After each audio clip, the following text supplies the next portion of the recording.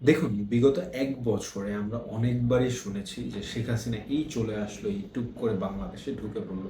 কিন্তু বর্তমান বাংলাদেশের পরিস্থিতি আসলেই অনেকটা পরিবর্তিত এবং শেখ হাসিনার আসার সম্ভাবনাটা যেভাবে বৃদ্ধি পেয়েছে, আপনি বর্তমান বাংলাদেশের সকল খবরগুলো একসাথে করে যদি দেখেন, সেক্ষেত্রে বুঝতে পারবেন যে আওয়ামী লীগের প্রস্তুতিটা কতটুকু এবং কিভাবে যেকোনো সময় বা যেকোনো মুহূর্তে শেখ হাসিনার বাংলাদেশে আবির্ভাব হতে পারে।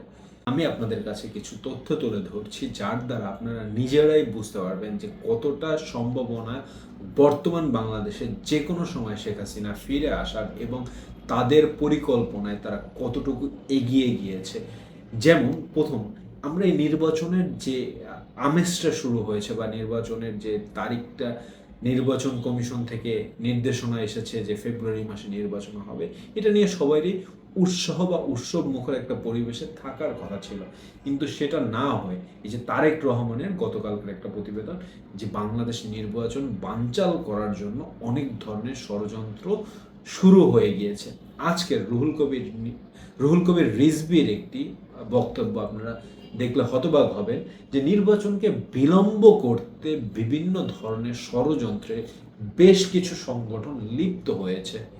আবার জামাতের তাহের সাহেব তিনি বললেন যে নির্বাচনে ফিরে আসাটা, মানে যে নির্বাচনের আলোচনা চলছে বা কথাবার্তা চলছে, সেই নির্বাচনে ফিরে আসাটা জামাত কতটুকু ফিরে আসবে কি তারা এখন পর্যন্ত শিওর না, এবং তারা উচ্চ কক্ষ এবং নিম্ন কক্ষ দুই কক্ষ দিয়ে পিয়ার পদ্ধতি ছাড়া নির্বাচন করবে না। এবং এনসিপি অস্ট্রেলিয়ান রাষ্ট্রদূত, আমেরিকান রাষ্ট্রদূত এবং বিভিন্ন দেশের কূটনৈতিকদের সাথে আপনার কথাবার্তা চালাচ্ছে বা আপনার আলাপ আলোচনা করছে। এর থ্রুতে এটাই বোঝা যাচ্ছে যে বাংলাদেশের বিএনপি যদি এককভাবে কোনো সিদ্ধান্ত নেয় যে পিআর ছাড়া আগের পদ্ধতিতে নির্বাচন করা হবে বা করা উচিত, সেক্ষেত্রে জামাত কি চাচ্ছে? জামাত চাচ্ছে পিআর পদ্ধতি ব্যতীত নির্বাচনে না যেতে, এবং জামাতকে সম্পূর্ণ সাপোর্ট দিচ্ছে এনসিপি, এবং তারা একটা জোট করার সম্ভাবনা আছে। আর সেই জোটের থ্রুতে তারা নির্বাচন পিয়ার পদ্ধতি চাচ্ছে। কারণ আপনি সবাই সকলেই জানি পিয়ার পদ্ধতিতে নির্বাচন ছাড়া জামাত 15 থেকে 20টা আসন যদি পায়, এটাই জামাতের জন্য সর্বোচ্চ।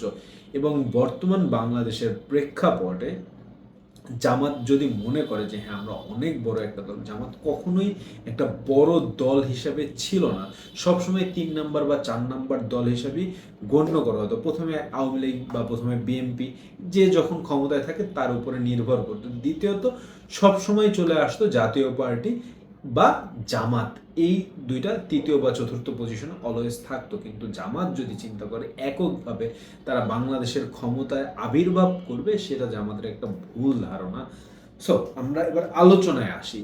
এই যে দ্বন্দ্বগুলো চলছে, এই দ্বন্দ্বগুলোরই একটা সুযোগ নেওয়ার অপেক্ষায় ছিল শেখ হাসিনা। কারণ তিনি জানেন বা তার তো রাজনৈতিক আপনার যেই জ্ঞান বা বিবেচনা সেটা অনেক বেশি, এটাই স্বাভাবিক। বাংলাদেশকে সে 17 বছর একটানা শাসন করেছেন এবং সেটা স্বৈরাচারী শাসন করেছেন, এটা আপনি আমি সবাই জানি। কারণ তিনি সুষ্ঠু নির্বাচন দেননি বাংলাদেশে, এবং সুষ্ঠু নির্বাচন না দেওয়ার মাধ্যমে একটা রাতের ভোটের নির্বাচনে নির্বাচিত হয়ে তিনি 17 বছর যে দেশ চালাতে পারে, তার ষড়যন্ত্রের স্কিল কতটা গভীর হতে পারে বা কতটা হাই স্কিলফুল একটা মানুষ হতে পারে, সেটা তার এটাই প্রমাণ করে 17 বছর শাসনামল।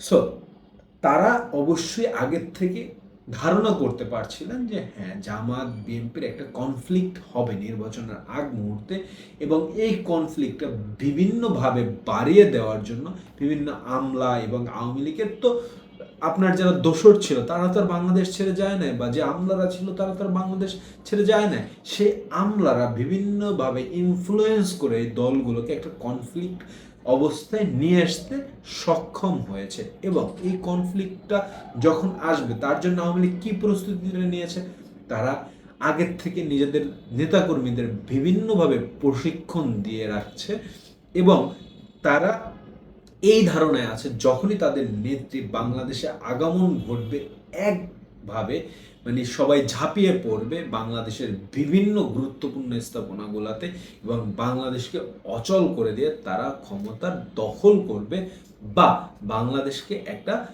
আর্মি শাসনের মধ্যে নিয়ে আসার ব্যবস্থা করে দিবে, যাতে আর্মির হাতে বাংলাদেশের কন্ট্রোলটা চলে যায়, পরবর্তীতে একটা সমঝোতার মাধ্যমে নির্বাচন হয়। আর এর জন্য কি করলো, রিসেন্টলি কলকাতাতে পার্টি অফিস উদ্বোধন করলো। এই পার্টি অফিসের থ্রুতে তাদের অফিসিয়াল যে কার্যক্রমগুলো সেটা আবার সম্পূর্ণভাবে শুরু করতে পারছে আওয়ামী লীগ কলকাতা থেকে। আর বাংলাদেশের বাইরে যে আওয়ামী লীগের নেতাকর্মীরা পালিয়ে গিয়েছিলেন বিগত আপনার আওয়ামী লীগ শাসনের পতনের পরে, সেই পালিয়ে যাওয়া নেতাকর্মীরা বিভিন্ন দেশ থেকে, যেমন ওবায়দুল কাদের থেকে শুরু করে যত বড় বড় নেতারা আছেন, বিভিন্ন দেশ থেকে কলকাতাতে ফেরত আসছেন, কলকাতাতে ঘাঁটি বাঁধছেন। কেন ঘাঁটি বাঁধছেন? এত বড় বড় নেতারা, কেউ আমেরিকা ছিলেন, কেউ সুইডেন ছিলেন, কেউ ইংল্যান্ডে ছিলেন, সেখান থেকে কি এমন গুরুত্বপূর্ণ প্রয়োজনটা ঘটলো যার জন্য হঠাৎ করে সকল নেতারা ফিরে আসা শুরু করলেন কলকাতাতে? কেন? এই প্রশ্নের তো জবাব বাংলাদেশের মানুষের যদি না থাকে, সেক্ষেত্রে তো মানুষ আসলে সেই বোকার রাজ্যে বাস করছে। আবার আজকের দেখা যাচ্ছে যে জেডাই খান পান্না, তিনি কিন্তু ছাত্র আন্দোলনে ছাত্রদের পক্ষে ছিলেন, ছাত্রদের পক্ষে খুব করছেন, মানে আন্দোলনে কোর্টে গিয়ে মামলা টামলা করে লড়াই করছেন। এরপরে পরবর্তীতে আবার একটু শেখ হাসিনার পক্ষে ছিলেন।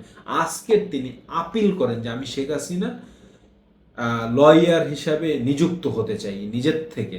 ঠিক আছে, সো বুঝতেই পারেন যে কতটা প্রত্যাবর্তন হলে কেউ একজন সাহস পেত না বাংলাদেশে শেখ হাসিনার হয়ে কথা বলা, সে জায়গায় তার আইনজীবী হিসেবে নিযুক্ত হওয়ার জন্য নিজেকে সামনে এগিয়ে দেয়। এরপরে আপনার যাদের মধ্যে ফরহাদ মাজহার অন্যতম, তিনি বলেন যে রাজনৈতিক পরিবেশ বর্তমানে নাই, তার কিন্তু স্ত্রী বর্তমানে উপদেষ্টার পদে আছেন বহল তবিয়াতে। তিনি বলেন যে রাজনৈতিক বর্তমানে যে সিচুয়েশন, তাতে বাংলাদেশে নির্বাচনের পরিবেশ নেই। তো এইভাবে করেই আপনার বিভিন্ন বড় বড় আপনার সুশীলরা টক শোতে গিয়ে এখন আওয়ামী লীগের পক্ষে কথা বলা শুরু করে দিয়েছে, এবং প্লেইং ফিল্ডটা এমনভাবে ক্রিয়েট করা স্টার্ট করছে যাতে আওয়ামী লীগকে একটা দুধে ধোয়া তুলসী পাতা বানানো যায়, যে হ্যাঁ এটা তারা করে নাই, তাদের দলীয়ভাবে তাদের নির্দেশনা ছিল না, কিছু উৎসুক পুলিশের উপরে চাপিয়ে দিয়ে যে তারা নিজেরা গোলাগুলি করছে, সেই গোলাগুলিতে মারা গিয়েছে।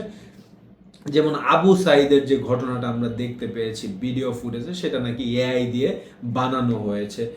বা বুঝতেই পারেন যে কতটা কনস্পিরেসি বানানোর বা কতটা গাঁজাখুরি আপনার কথাবার্তা বানানোর চেষ্টা করছে সরকার থেকে, এমনভাবে এটাকে রিপ্রেজেন্ট করার চেষ্টা করছে যে তাদের সরকার, আওয়ামী লীগ সরকার এই জিনিসের সাথে কোনোভাবে যুক্ত বা ইনভলভ ছিল না। এটা পুলিশ, উৎসুক পুলিশ এগুলো নিজেদের করেছে, তাদেরকে দমন করতে বলা হয় না, তাদেরকে মোটামুটি হলে গিয়া কন্ট্রোলে আনার কথা বলা হয়েছে, যে তাদেরকে বুঝিয়ে শুনিয়ে বাসায় ফিরিয়ে দাও, কিন্তু উৎসুক পুলিশরা এই কাজগুলো করেছে। এ দিয়ে তাদের ইমেজ ক্লিন করার চেষ্টা করা হচ্ছে, এবং বিভিন্ন জায়গায় আওয়ামী লীগের ব্যাপারে কথা বলা শুরু হয়েছে।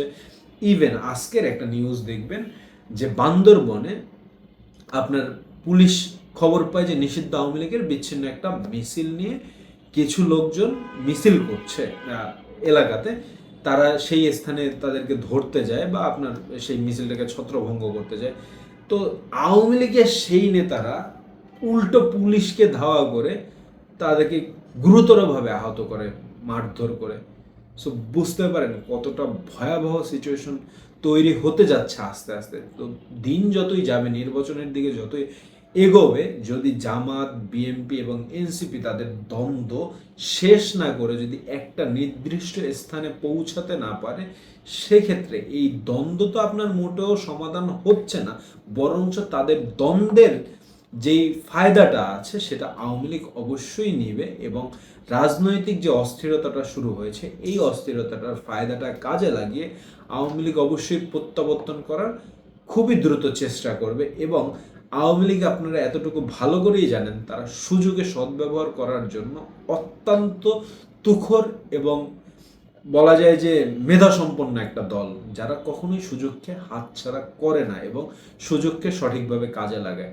সো আপনারা যদি চোখ কান খোলা রেখে সতর্কভাবে রাজনীতি করেন, সেক্ষেত্রে এটা ঠেকানো সম্ভব। আদারওয়াইজ আপনারা যদি মনে করেন যে আপনারা মারামারি করে আপনাদের নিজেদের স্বার্থের জন্য, রাজনৈতিক স্বার্থের জন্য আপনারা এই নির্বাচন পেছাবেন, একজন নির্বাচনে আসবেন না, একজন নির্বাচনে যাবেন না, একজন পিআর চাবেন, একজন আপনার অন্যান্য ষড়যন্ত্রে লিপ্ত হবেন, এভাবে করতে থাকলে দেখবেন যে আপনারা আখের কিছুই পেলেন না, আওয়ামী লীগ আবার প্রত্যাবর্তন হলো, আপনাদের আবার পাছায় লাথি দিয়ে জেলে ঢুকিয়ে দিবে, ঠিক আছে? এভাবেই আপনার ক্ষমতাটা আওয়ামী লীগের হাতে আবার যাওয়ার সম্ভাবনা অনেক বেশি। তো আপনারাই ভালো জানেন, এটা দিয়ে কোনো গুজব ছড়ানোর চেষ্টা না, এটা কিছু আপনার বর্তমান প্রেক্ষাপট তুলে ধরে আলোচনা করা। আপনারা যদি রুখে দাঁড়াতে পারেন, দেখবেন দেশে এরকম কোনো কিছু হওয়ার সম্ভাবনাই থাকবে না। বাট আপনারা যদি রুখে না দাঁড়ান, সেক্ষেত্রে এরকম হওয়ার সম্ভাবনাই অনেক বেশি। আসসালামু আলাইকুম।